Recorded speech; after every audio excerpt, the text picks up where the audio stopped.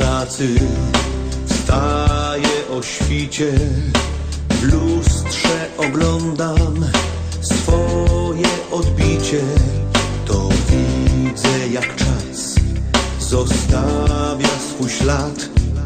Chcę wtedy, by wrócił bajkowy świat, gdzie wszystko jest łatwe, jasne i proste, gdzie skarby można znaleźć pod mostem.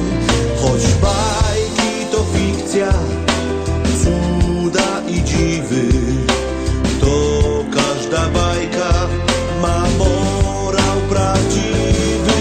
Są stare baśnie, bajki, bajeczki, powyciągane ze starej teczki.